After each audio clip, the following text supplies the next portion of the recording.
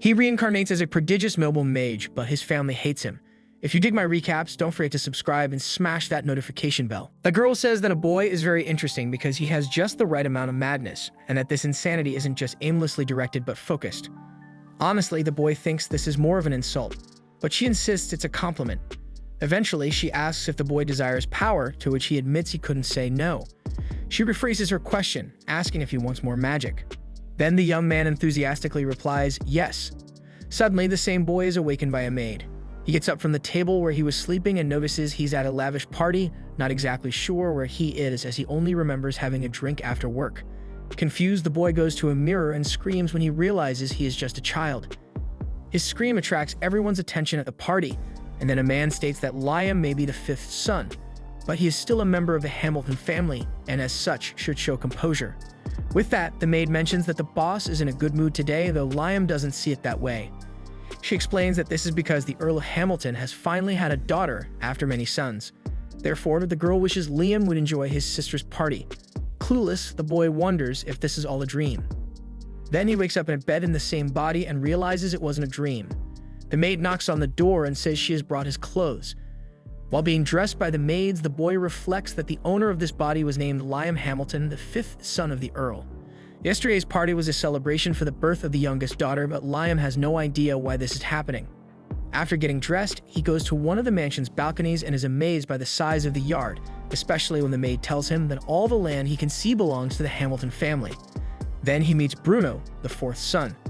Bruno wants his sister to marry someone from the royal family, as it would provide security for the Hamiltons even though they are on the verge of being ousted.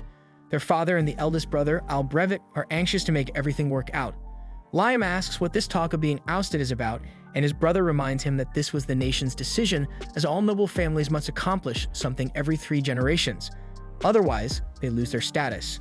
The moment their father, the third head of the house, nominates one of the sons to be his successor, the Hamiltons will become commoners.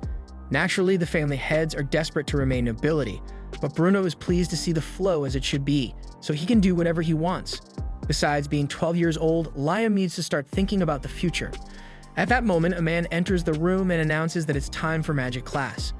Liam can't hide his excitement and gets up to celebrate, asking if they study magic around here. Trying to understand his brother's strange behavior, Bruno mentions that the family has grimoires in the storage, but the boy shouldn't get too excited. After all, only 1 in 100 people have an affinity for magic. Nonetheless, the teacher believes it's important to study what magic is. Without wasting time after class, Liam rushes to the maid he knows and asks her to show him the grimoires. She takes the boy to a library where he smells the books and walks through the shelves until he picks a grimoire on beginner's fire magic. After reading a section of a chapter, he focuses his mind and conjures a small flame on his index finger.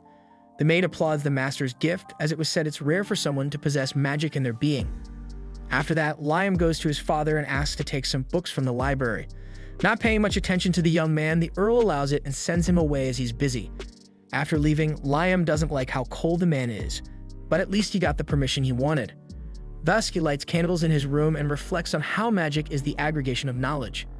Knowledge is a weapon monopolized by kings and nobles, if the young boy is in a position to study this art freely. The next day, he tests the flame cutter ability and is pleased to see he's progressing rapidly. In time, he intends to invoke these spells without the need for a book. A month later, he shows Bruno that he can use the flame cutter without a book in just a month. Astonished by his brother's rapid progression, Bruno takes the book in search of some hidden secret that explains this, but nothing seems out of the ordinary in that grimoire. Not wanting to fall behind, the fourth son reaches out to conjure magic but fails miserably and recognizes that his brother truly has the talent for it. After all, it usually takes a year for an apprentice to start using magic. Hearing this, Liam concludes that this body has an affinity for magic. Bruno points out that the boy can gain status in the kingdom with this gift and asks if he's studying this hard to become the heir to the family. Liam answers no, but still, Bruno only advises his brother not to become a target of Albrevet. Following this, after learning all the initial fire spells, Liam picks up the ice spell Grimoire and is already excited for the next discoveries. In the meantime, the Earl calls his son in the hallway after finding out he can use magic. Therefore, he wants the young man to show it. Liam freezes the grimoire he's holding, but since this doesn't convince the father, he uses a fire spell without the help of the book. Now, Earl Hamilton is sure that the heavens have blessed his family and offers any grimoire the son wants. Hearing this, Liam is happy as he has never seen his father so excited. Subsequently, a staff member informs the Earl that he has arrived. Immediately, Hamilton orders his troops to be gathered. Liam left there, frustrated, not knowing what was going on. But since his father had promised him any book he wanted, the boy tried to stay calm. Along the way, he met a man who asked if Liam was one of Hamilton's sons. When Liam introduced himself, the man regretted his previous actions, though he believed it was his destiny. Therefore, he told the young boy to do as he wished. Liam didn't understand what the man meant, so he asked if the noble youth had come to capture him. However, as the boy continued to be confused, the man gave up on the conversation and admitted he'd been a bit out of sorts lately. Noticing the boy's book, he explained that the best way to learn magic was through constant and repeated practice, but he mentioned there was a more efficient method. Liam was curious, so the man showed him his hand and conjured a different element on each finger. The boy was fascinated and wanted to know how this was possible.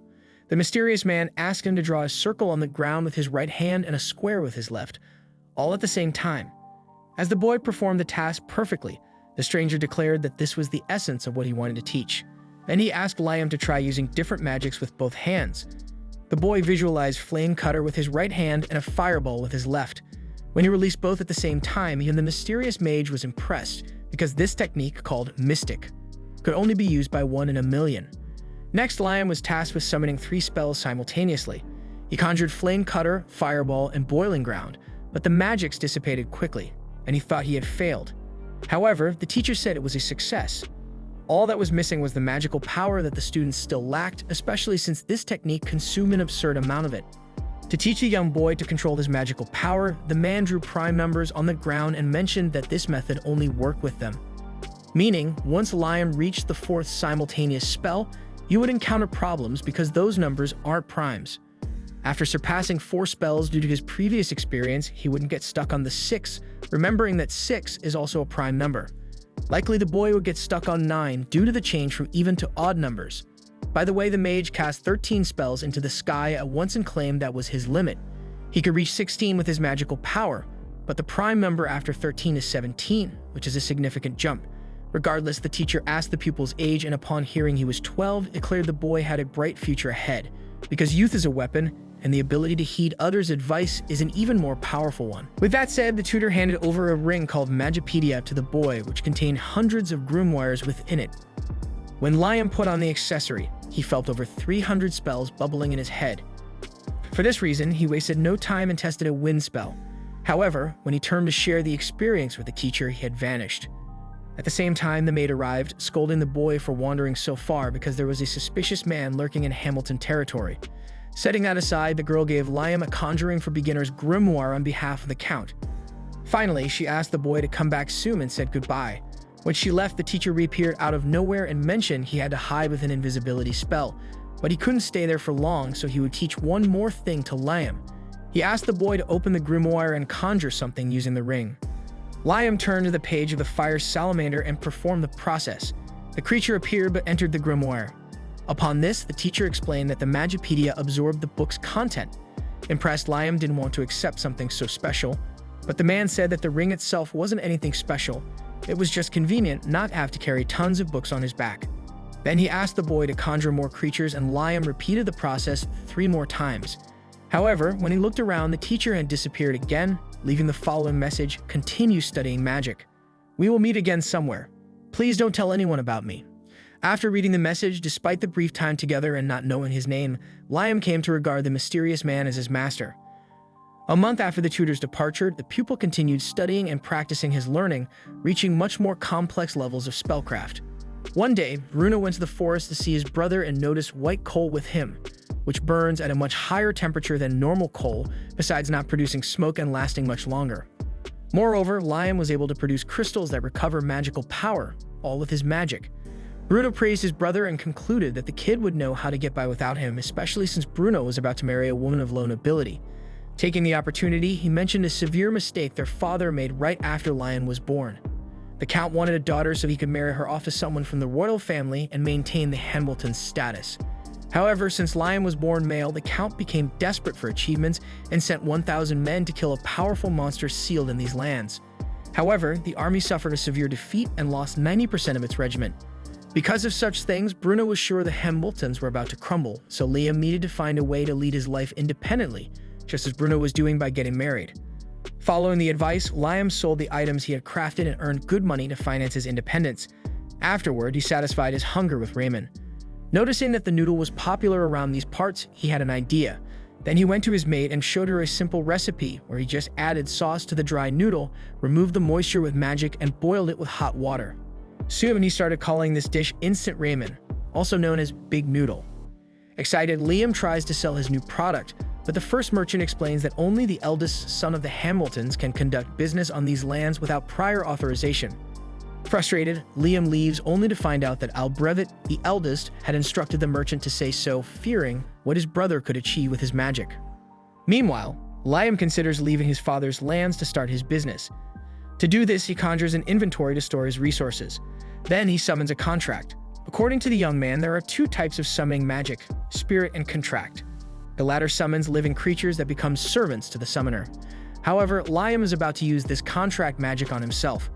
When he does, he celebrates the successful creation of an illusory clone, which he uses to travel in his stead beyond the Hamilton lands. Several days later, the original Liam receives various items in his inventory from the clone. This item box can be used simultaneously by both at a distance. Thus, the original produces the resources and the clone sells them outside the Hamilton territory.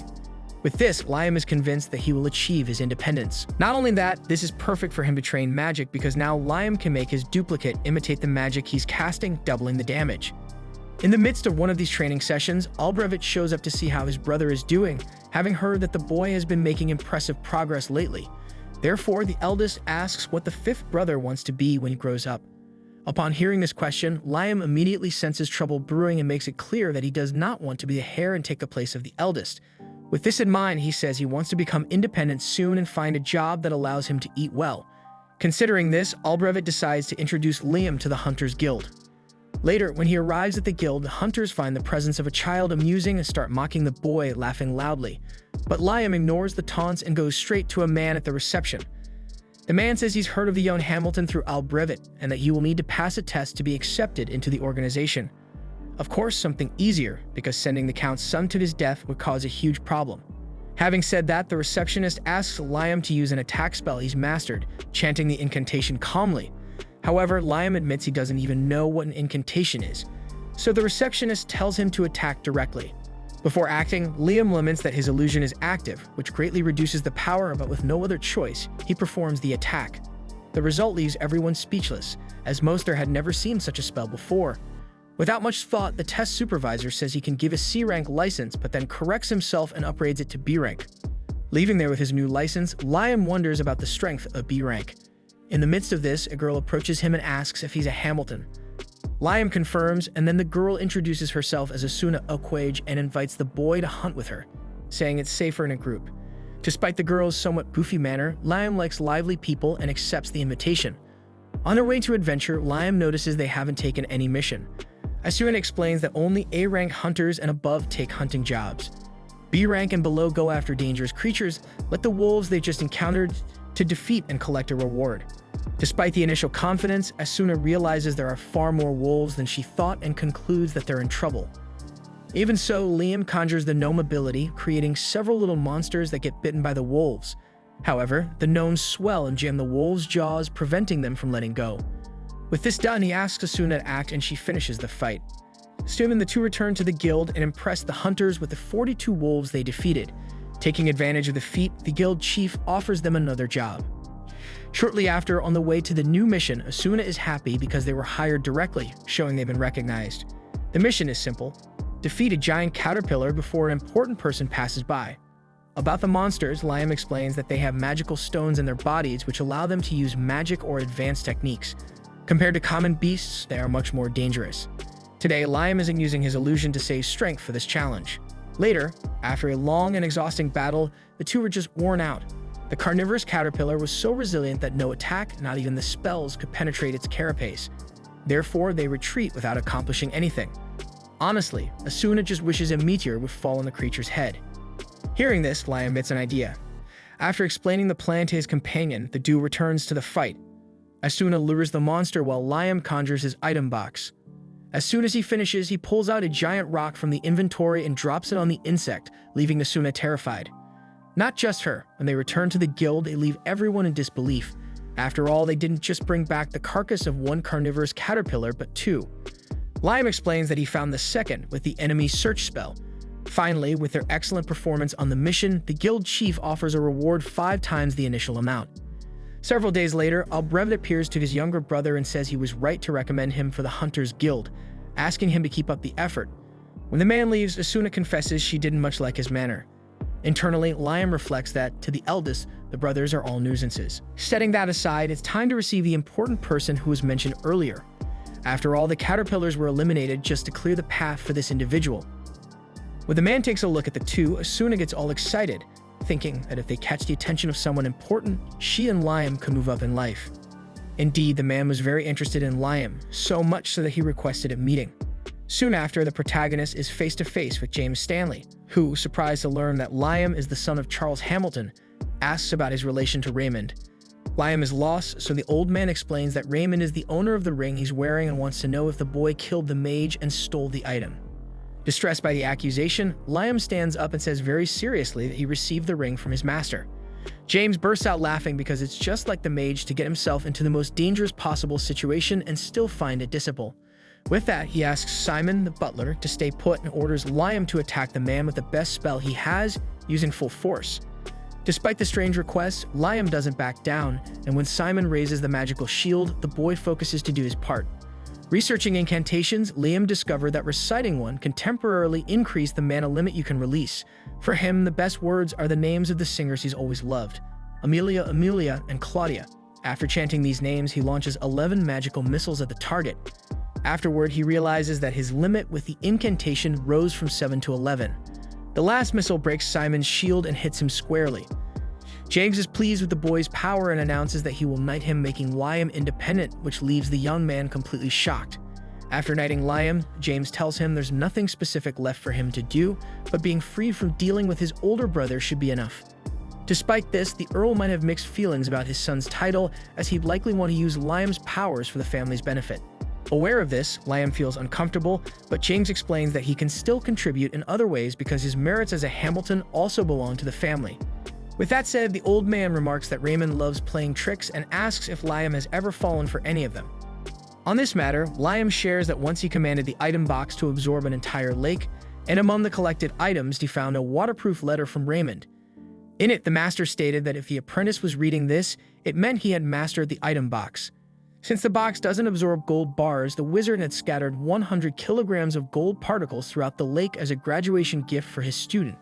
Moreover, Liam should consider why the master had specifically chosen 100 kilograms, as this was part of the graduation test. Initially, Liam thinks Raymond chose 100 kilograms because that was what he managed to produce in the item box himself. After hearing the story, James comments that the gold is just a distraction and that Liam's real gift is hidden nearby, so it wouldn't be too easy to find. With this in mind, Liam returns to the lake and absorbs all the water again, looking for any clue about the so-called real gift. Upon reflection, he realizes that the item box wouldn't have absorbed gold bars along with the water, so he decides to refill the lake only with the particles. When he does, the gold activates a magical circle, which opens an underground passage. Down below, next to a book, Liam finds another letter from his master. Liam, this is your true graduation gift. I give you this grimoire of high-level spells. I myself couldn't use it, but I hope you can. Then the boy reads the book's title, Otherworld. Although he's not exactly sure what spell this is, Liam Hamilton spends the entire day trying to figure it out. When night falls, he summons a low-level light spirit to serve as a lamp. Despite his utmost effort, he still hasn't managed to cast the spell even once. However, he knows there's no need to rush, and that he just needs to follow the steps in the grimoire precisely. Sometime later, Liam returns to the same secret passage and finally summons a portal using the Otherworld magic. Fearless of what might be on the other side, the young mage steps through the door and finds himself in an all-white cubicle. He discovers that this spell creates a space in another world, the size of which depends on the summoner's skills and mana. Moreover, without the creator's permission, no one else can enter. Once fully mastered, the spell allows for the storage of items without them disappearing like an item box, but with a difference: living beings can enter the space. Thus, one could build a house inside or anything else one's imagination can conjure. Given this, Liam deeply thanks his master. A month later, Liam and Asuna face a giant frog. During the fight, he summons his salamanders to attack, but realizes that fire doesn't work against the monster. Quickly, Liam pulls Asuna into the other world as the frog begins to release a massive electric discharge. Safely inside the portal, the two wait for the surge to pass before launching a joint attack that ends the battle. Afterward, they bring the magical stone from the frog to the guild. It was an A-rank job, and once again, the branch chief is impressed, praising Liam extensively.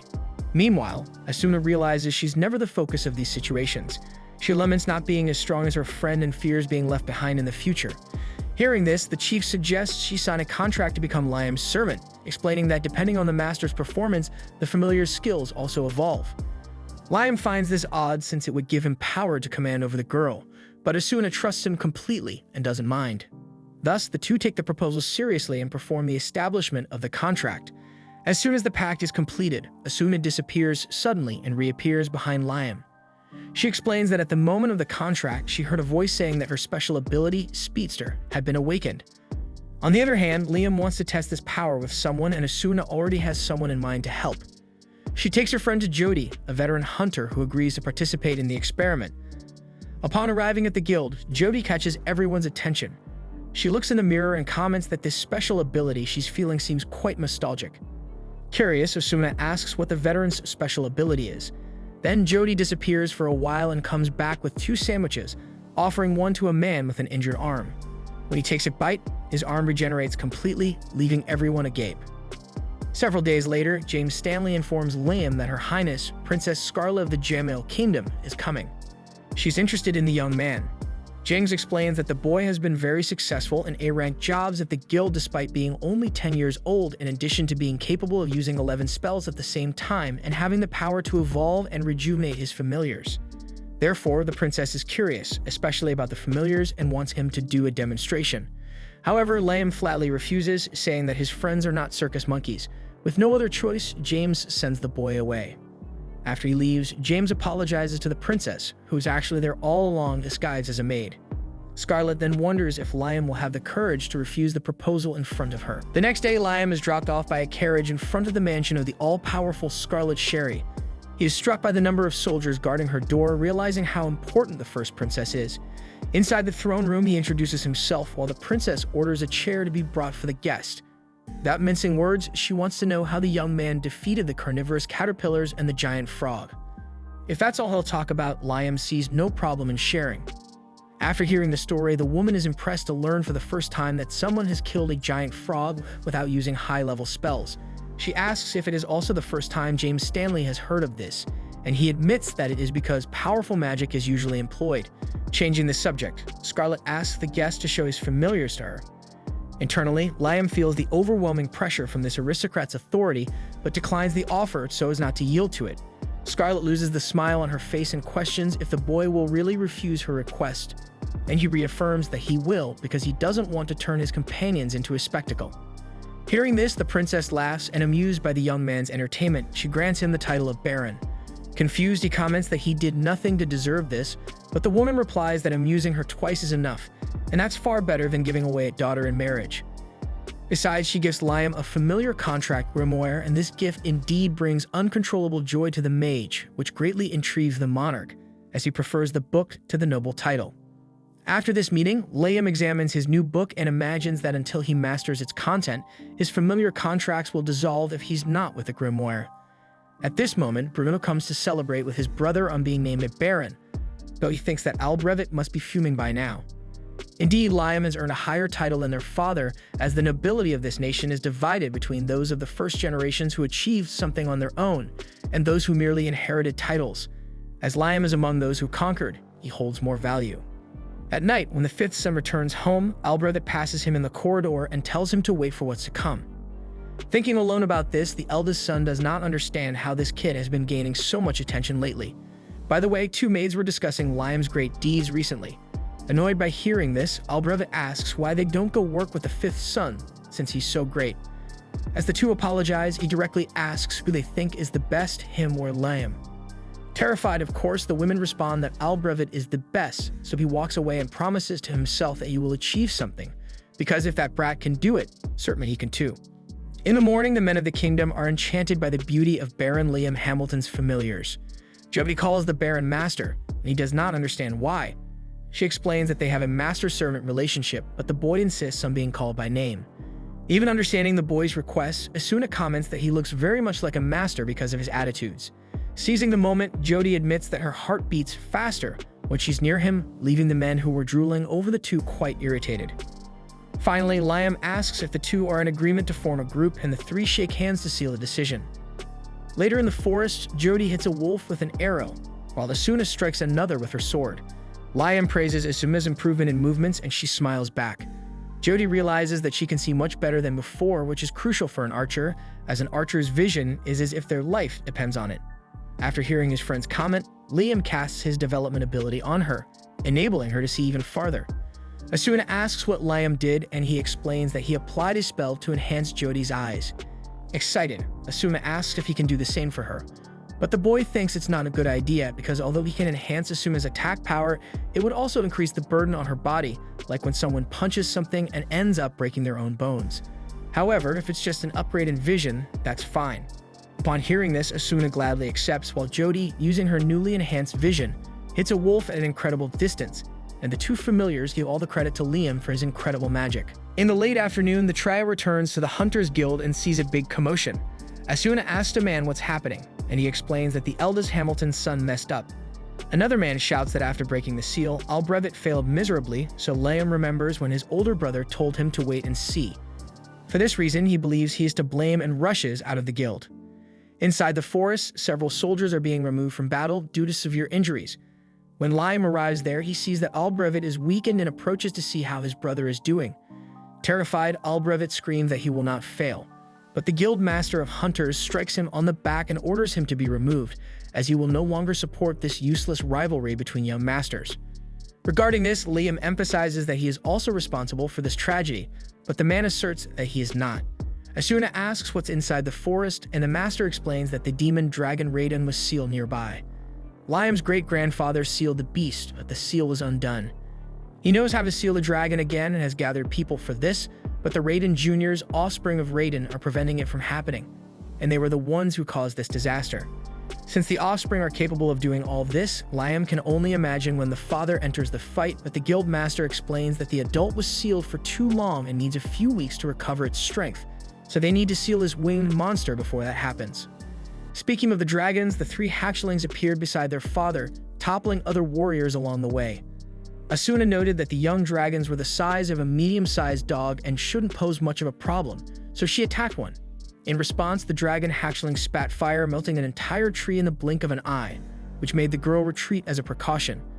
Liam cast the 7 magic missiles, but the 3 dragons easily repelled the magic with their fire. Realizing they couldn't defeat these foes, Jody insisted they escape as quickly as possible. Liam acknowledged these 3 dragons were stronger than he had anticipated and urged Asuna to grab Jody and use her sprinter ability to get out of there. As they left, the mage summoned his item box and retrieved his grimoire to recite his chant Amelia, Amelia, Claudia. He then conjured a portal to another world and hurled the dragons inside. After that, the boy knelt down and took a deep breath, his life having hung by a thread. Meanwhile, the guild master approached Liam, impressed that he had defeated the Raiden Juniors.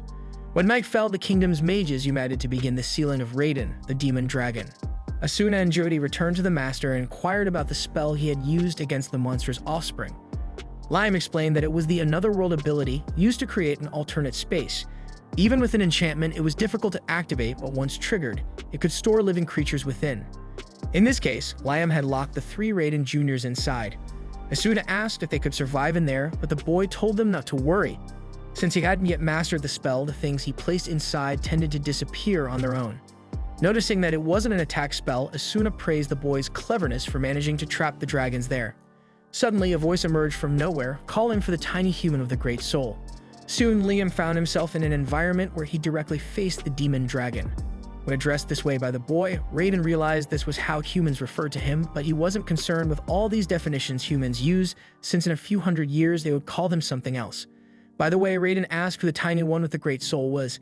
Liam introduced himself as an ordinary human, but the dragon argued that the boy's body and soul were not in sync. Thinking to himself, Liam figured the dragon must have discovered he was an adult in a boy's body and might even know the cause. Even though the human hadn't said anything, Raiden read his thoughts and replied that he didn't know the cause but would love to accompany Liam to see his life up close, for from what he observed, the mage led an interesting life. The dragon promised to do no harm. On the contrary, he would lend his strength to the small human, but only as much as needed for Liam to build his foundations with his own effort. Hearing such words, Liam didn't hesitate and accepted the offer, feeling no hostility from Raiden. Thus, Raiden announced he would rent Liam's great soul for a while and entered him. Done with that, Asuna drew Liam's attention to his hand. When he looked at his palm, Liam noticed a red mark. The master believed the young man had absorbed the demon dragon, while Liam felt an immense power from within. To test his new ability, he fired magic missiles into the air and 11 shot out without an incantation, something that had never happened before. Then Liam recited the incantation and repeated the spell. This time, 17 magic missiles were conjured and perfectly controlled by the caster. Around the boy, the other mages seemed to lose strength, so Raiden communicated with Liam, asking him to contain his mana as it was affecting the sorcerers. On the other hand, Misuna and Jody remained calm, guessing that it might be because they were relatives of the young baron. Finally, the Adventurers Guild Master thanked Liam for taking care of the demon dragon. Having said that, to the adult's surprise, a boy summoned his item box again and poured out 10 kilograms of gold dust as compensation for the trouble, with the largest amount designated for those injured in the battle. Grateful for this, the master amused himself that if Liam were the head of the Hamilton family instead of Albrevet, everything would be better. When night arrived, Charles, Liam's father, thanked his son for fixing the mess Albrevet had made. Liam asked what would happen to his brother, and the Earl explained that the eldest son would be confined at home for a while. Liam knew the worst punishment could have been expulsion for Albrevet. Charles emphasized that Lord James was still in town and that the story would spread throughout the nation and Liam was likely to be rewarded for it. However, despite his father's words, Liam felt guilty for his brother's behavior and went to his brother's room door to say something, although he didn't know what to say. Inside, Albrevet was screaming that the Hamilton family was ruined because the demon dragon had been defeated by Liam, who wasn't even their family, and that he was the one who should have sealed the creature. After hearing this, Liam gave up on talking to his brother and pondered that, in the end, Albrevet was the one who most wanted to protect the Hamilton family. That night, the young baron woke up and remembered having a strange dream where he practiced new magics that probably came from Raiden, the demon dragon.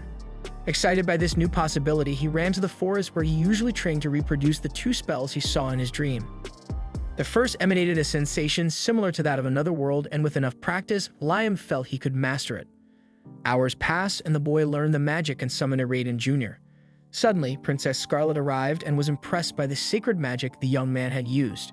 For resolving the situation with the dragon, she awarded him the 3rd-class Phoenix insignia, a decoration celebrating the birth of a new hero who defeated the demon dragon. But for that, Liam needed to tell this story so it could be written down. The problem was that for some reason, when the Baron told the story, the princess told him not to tell anyone else about it. The next day, Liam received 3,000 gold coins from the princess, and the boy understood this as Scarlet wanting to buy his silence. Indeed, the very next day, young Liam found himself grappling with this situation as James Stanley boldly asked if he had mastered the art of sacred magic. Scarlet had paid for the boy's silence, and it really showed as he struggled to respond. Noticing the change in his mood, James remarked that Liam was still young, and that the princess's hefty reward made it all the more suspicious. Now, having defeated that dragon was an achievement grand enough to secure Liam's place among the nobility. Normally, Scarlet would return to the capital to report this to the king, but she hadn't, which only raised further suspicions about her behavior. Hearing this, Liam broke into a cold sweat as the man added that, according to reports, witnesses claimed the gigantic demon dragon transformed into light and was absorbed by Liam. Cornered like this, the boy threw in the towel and confessed to having learned a few sacred tricks on the sly. Knowing the truth, James asked the young man to demonstrate, so he conjured a beginner's spell called All Clear, capable of removing all evils, including poison or petrification. Witnessing such power, James understood why they say sacred magic is the work of God. Seizing on this topic, he told Liam about the War of the 3 Dragons. Once 3 dragons waged war, and one emerged victorious after defeating the other 2. Legend has it that sacred magic was the decisive factor in this conflict. The victorious dragon allied with the human who used this magic to establish the kingdom of Jamil, where they reside today. Thus, considering that Raiden had allied with Liam, it could mean that the young baron was recreating the founding myth of this kingdom. With this in mind, James was apprehensive about 2 things for the future. The first concerned the Hamilton family involving Liam's father. This family had become nobility by sealing the demon dragon, but it wasn't actually that dragon, but rather the kingdom's founder. If this were to come to light, the Hamiltons could lose their noble title immediately. Nonetheless, there was an even bigger issue. If the dragon was angered, it might plan to seek revenge on the nation for being imprisoned without cause. Upon hearing these words, Liam recalled something Raiden had said. "I don't care about all these definitions humans come up with. In a few years, they'll call me something else." Reflecting on this statement, the boy asserted with conviction that the dragon harbored no desire for vengeance against humanity.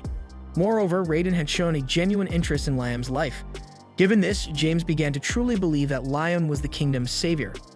After the meeting, the Baron remembered he should have activated spells that took time to initiate. Even if they proved useless, it would be good practice. Returning to town, the protagonist was accosted by his relatives at the guild door. The adventurers were thrilled to see it was that boy, while Jody assured everyone she would tell him. They took the young man aside and explained that since the news of Liam Hamilton's victory over the demon dragon had spread, many wanted to work with him. Asuna handed him a list of candidates to join his group, and the boy was overwhelmed with so many names. Of course, the girl warned that most were merely looking to capitalize on the Baron's success, so it was crucial he assess each one carefully. With the list in hand, Liam returned home to discover he had received hundreds of marriage proposals. Speaking of which, Bruno jokingly remarked that he was late, but he had brought a proposal from a relative of his fiancée's family, as he was responsible for persuading his brother to marry her. By the way, Bruno asked what the heck he had done to become so popular, and Liam replied that he had simply defeated a demon dragon. However, Bruno was sure there was more to it, since even the wealthiest families were interested in marrying someone to him. At that moment, Liam remembered what James had said and figured he was in trouble with so many doubting him. Nonetheless, the boy just realized he had never been so popular until he took on this body of a young noble. Later, he showed his relatives his spell Otherworld and transported the two to a house built on the other side of the portal, which the city's carpenters had constructed and the Baron had stored in his item box. Asuna asked if everything disappeared when Liam undid the spell, as he had mentioned would happen with the Raiden Juniors, but he explained that this was no longer the case since he had mastered the spell. With that, he showed the interior of the residence to the two friends, who were delighted by its coziness and the practicality of being able to carry it anywhere they went. Despite their joy, Joby wondered if there was any concept of lighting in this alternate space, so Liam acknowledged that it must be difficult to sleep there, as there really was no night or day. Joby asked if it was possible to make everything dark, so Liam summoned a low-level shadow spirit, Shade, to envelop the space in darkness. At first, the entire place turned pitch black, then the mage conjured a fire salamander to light the fireplace. Joby asked if it was possible to make it even brighter, but as Shade was a low-level spirit, he was incapable. Hearing this, Asuna commented that it would be nice if spirits could grow like humans, and this gave Liam the idea to trigger a familiar contract spell with Shade. Upon doing so, Shade grew in size and gained a voice, thanking Liam for the opportunity to evolve to a medium level. Without delay, the spirit adjusted the environment to resemble a common night with a very natural darkness. In return for the vote of confidence, Shade promised to work with total devotion to Liam. The boy mentioned that, unfortunately, he had not yet learned any medium-level spirit summoning spells, so Shade pointed out that the ring the boy was wearing seemed to be an artifact of ancient memories, and that it would be fairly simple to store medium-level summoning spells in it, although it would require practice to master these techniques. With this in mind, Liam managed to store Shade and evolve the salamander, a fire spirit, who asked to be called Ifrit. It turned out that, besides doing this, the mage used the familiar spell to evolve low-level spirits of water, earth, wind, light, and ice, and recorded all of them in the memory of his ring Magicopedia as medium-level summoning spells. Discovering he was capable of something so valuable, the boy couldn't contain his excitement and was eager to develop these spells as quickly as possible. The next day, he went to the forest at Raiden's request, searching the area where the dragon was sleeping. Raiden asked the human to summon one of his offspring, and when he did, the little monster distorted the reality around them, revealing a world completely different from what could be seen with the naked eye. In this place, fairies flew around a flower-filled field, and upon noticing a human's presence, they fled in panic. Liam hurried to explain that he was not an enemy and that he had been sent by Raiden, using the dragon hatchling by his side to prove he was an ally. With this, the fairies realized that the young man was on the side of the dragon god, and he added that Raiden himself had asked him to protect them. According to the winged beast, fairy wings are a valuable material for crafting magical artifacts. Without help, this race would have long been extinct due to their fragility, and Raiden had been protecting them with a barrier. Now it was Liam Hamilton's mission to continue this defense, so he announced he would cast a spell on them.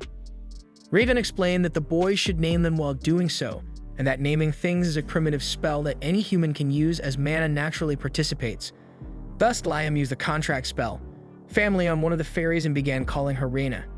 With this, Reina evolved into an elf, and the dragon explained that by naming familiars in the act of contracting them, the mana resonates more intensely and produces a more powerful result.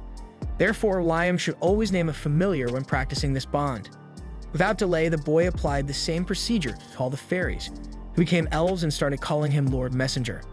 Rena asked what should be done now that they were his familiars, so Liam suggested they build a village to live there and named Rena as the village chief. With this decided, the elves gathered to start the construction, while Liam felt mana coming from inside the forest and headed in that direction. He reached a tree with a glowing fruit and asked Rena what it was. She explained that fairies collect small amounts of mana found floating in the air and gather it in one place. Raiden taught that Liam could eat this, so he followed the command and realized that his mana was not only fully restored, but by casting magical missiles, he managed to summon 19 projectiles, more than his limit until then. The next day, he returned to the village to see how things were going. Rena called him Lord Messenger once more, but Liam confessed that he preferred to be called by his name. Soon, the elf notified her companions about this, and later showed that they had even tried to build their houses, but as could be seen, it didn't go very well. After all, they weren't masons. Amidst this, the group heard screams from an elf who was being violated by a group of men who came to plunder what was left after the battle against the demon dragon. They tried to kidnap the elf, so Liam ran to intervene. One of the thugs attacked the mage, who responded with the magical missiles. When the other bandits advanced, the boy summoned his copy and doubled the missile launch. After winning the battle, he reflected that this place was too dangerous to leave them loose, so he planned to keep everyone inside the other world, although it was too small for so many people. However, as soon as he took a look at the alternate space, he noticed that its size had increased significantly for some reason, and he believed it was because he ate the fairy nectar. Soon he used this spell to teleport the elves to his territory, where they need not worry about bandits. In light of the assistance the human had offered, the girls knelt and asked him to become their king. Liam warned that he could not become king for several reasons, but he accepted to lead this group well to help as much as he could. Already thinking about the responsibility that came with it, Liam pondered that he needed to find a place for these people to live. Days later, he prepared an extra-large pot of pasta for the troop and practiced activating a new high-level holy spell he received from Raiden while they ate. The problem was that he had been training for 4 days and still couldn't activate it, but his persistence managed to achieve his goal. Pleased with his friend's achievement, Raiden taught that now he just had to imagine his destination, and Liam confirmed that his copy was already there. Then he teleported the elves 100 kilometers from where they were to a place called the Sealed Lands. Once there, Raiden asked the boy to raise his hand with a crest. Done that, the illusion seal was broken and a spectacular field was revealed, where the young man could found a new nation alongside the elves. Before anything, it was necessary to find a water source to develop life in that environment, so Liam summoned Windine, the water spirit, and evolved her with a familiar contract so she could produce a water source. With that, Windine built a river in the territory so that the inhabitants could live around it. Next, the human mage developed his summoning magic of the Raiden Juniors and reduced the time needed for its activation, using the Lecro crystals to recover the mana he spent. Moreover, he also practiced teleportation extensively. From now on, the casting is immediate, meaning Liam Hamilton finally mastered this technique and could teleport freely. With these new achievements, the boy left the Raiden Juniors protecting the elf village while he was not present. Next, he met with Princess Scarlet, who wanted to know if the dragon inside Liam mentioned anything about the Promised Land. He responded that not exactly, although he did say something about the Sealed Lands. Raiden had left a group of elves under his responsibility and asked that they be brought to this territory that the winged beast personally sealed.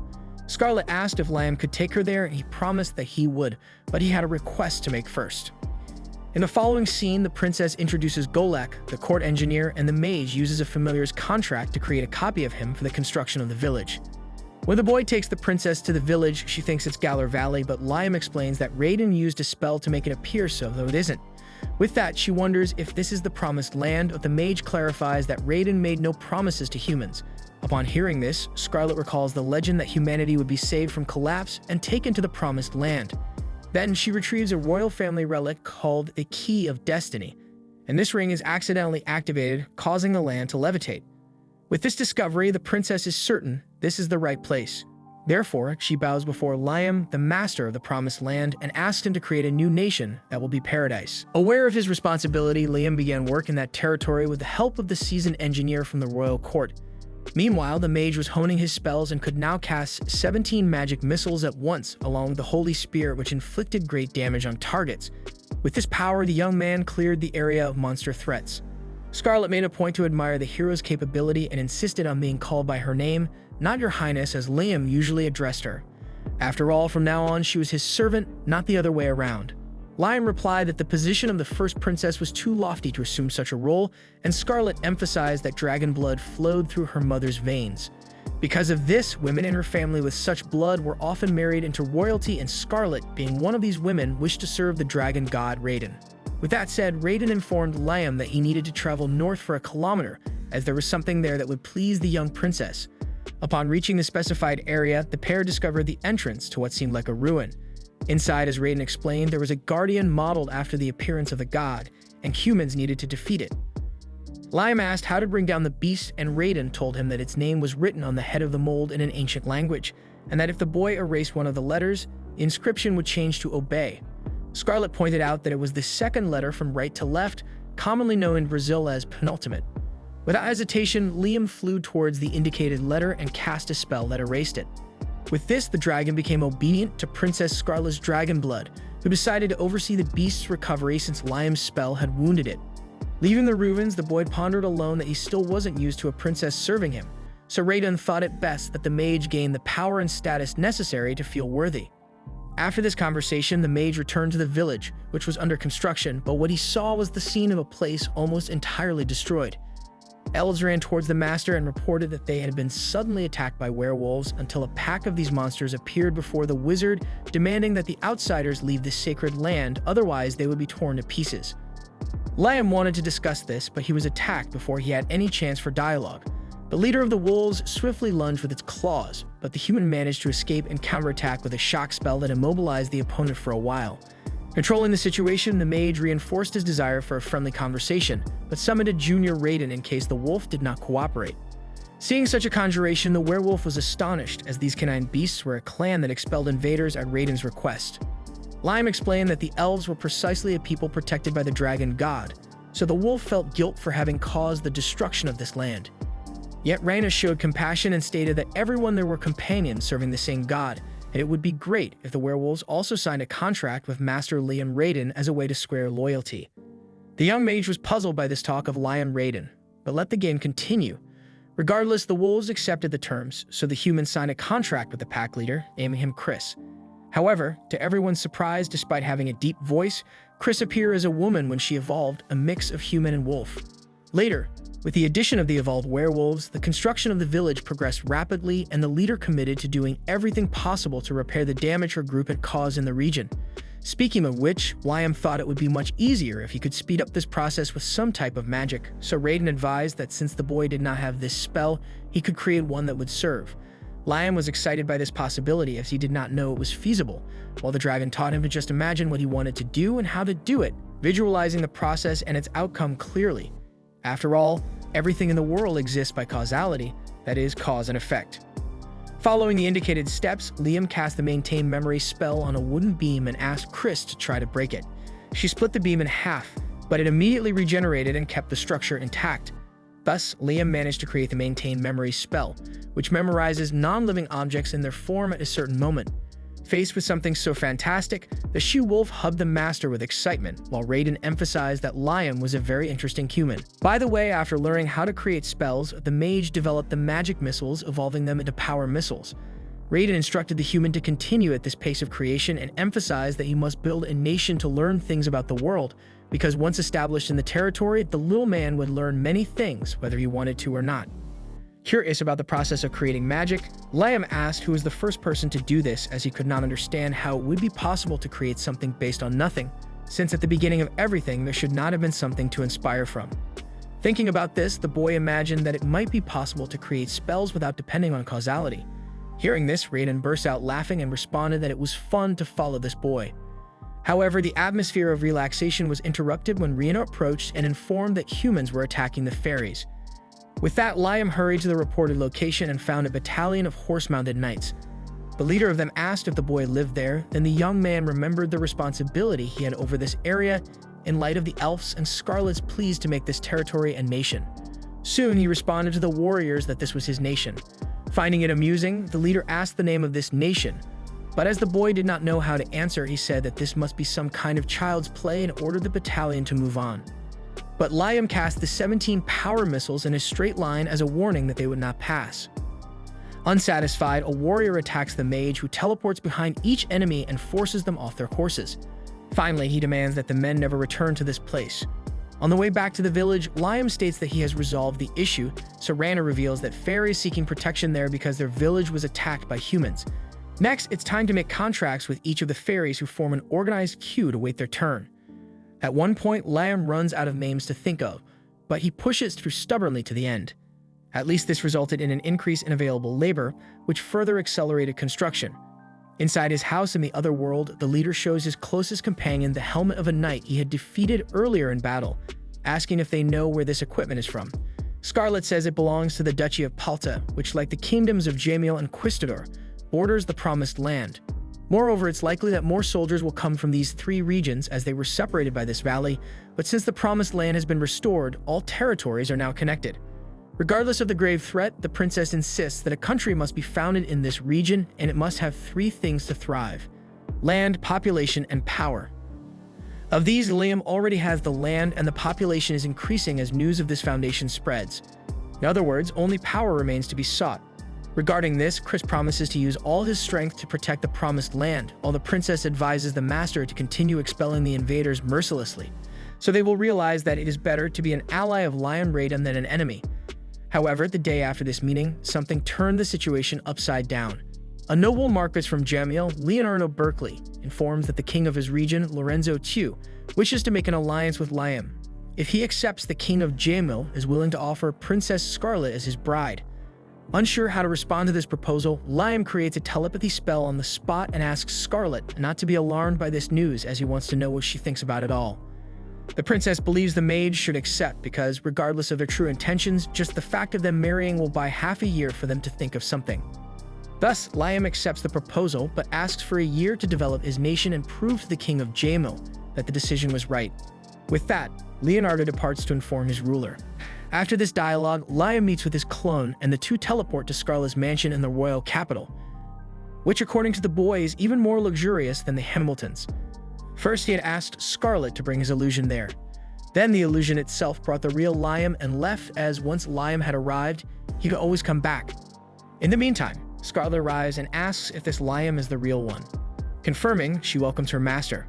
The boy is eager to tour the royal capital, having never seen it before, but the princess emphasizes that now he is the leader of a nation and should avoid being seen. Then she invites him to tea. Near the entrance, he senses the presence of Raiden, who, although only a trace of his power remains, mentions that he is still there. Liam asks if there is anything there that could date back to the times of the dragon god, so Scarlet takes the boy to a chapel dedicated to Raiden, the statue that has been passed down through Scarlet's family. By the way, Raiden asks Liam to use the all-clear spell on the statue. Once cast, the statue transforms into a light that enters the body of the first princess of Jamil, who immediately becomes capable of casting a holy spear. Seeing this, she kneels on the ground exhausted as the statue returns to its rightful place by withdrawing the light from the woman's body. Scarlet observes that all of her strength has been drained, and Raiden explains within Liam that this is a magical armor he created, which allows humans to expand their mana to the point where they can wield the powers of the dragon god. Among the three armors created by the dragon, this is the most powerful, known as the Golden Armor. Unfortunately, the other two disappeared during the war. Dissatisfied with this, Liam asks how they are made, then Raiden explains that first you must prepare a quantity of high mithril. Liam obtains this material from the princess and gets to work, and they create another armor.